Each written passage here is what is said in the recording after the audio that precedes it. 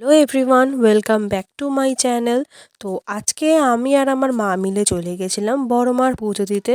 তো বড়মার পুজো দিতে এসে দেখি সেই ভীষণ লাইন পড়ে গেছে। তো এই হিউজ একটা লাইনকে উপেক্ষা করে আমি আর মাও দাঁড়িয়ে পড়লাম লাইনে বড়মার পুজো দেওয়ার জন্য। এবার দেখি কতক্ষণে মায়ের মন্দিরে পৌঁছানো যায়। লাইনে দাঁড়িয়ে থাকতে থাকতে বোর হয়ে গেছিলাম, তো সেই জন্য আমি আর মা মিলে কয়েকটা ফটোস তুলে নিলাম।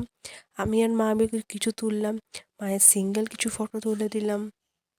মাকে লাইনে দাঁড় করিয়ে রেখে আমি একটু চলে এসেছিলাম গঙ্গার পাড়ে। আর দেখো জাস্ট গঙ্গাটা, এখন বাজে বিকেল 5টা, আর জাস্ট লাইনটা দেখেছো, 2 ঘন্টার বেশি হয়ে গেছে আমরা লাইনে দাঁড়িয়ে আছি।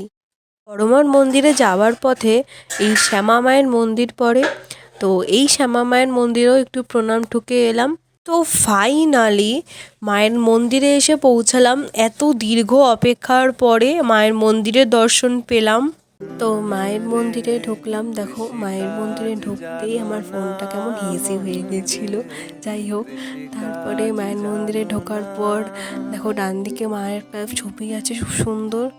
আর এই যে আমার মায়ের মন্দিরে ঢুকছি, শত শত লোক মাকে পুজো দেওয়ার জন্য দাঁড়িয়েছিল। জাস্ট ভিড়টা দেখো, এত ভিড় হবে ভাবতেও পারিনি সত্যি কথা। তোমরা যদি কেউ বড়মার পুজো দিতে আসো তাহলে তোমরা সকাল সকাল এসো, 7টার মধ্যে তো চলেই এসো, নইলে এরকম ভিড়ের মধ্যে তোমাদের পড়তে হবে। পুজো সেরে এখন বাড়ি ফেরার পালা। তো তোমরা প্লিজ লাইক অ্যান্ড সাবস্ক্রাইবটা করে দিও আমার চ্যানেলটাকে। দেখা হচ্ছে পরের ব্লগে। টাটা।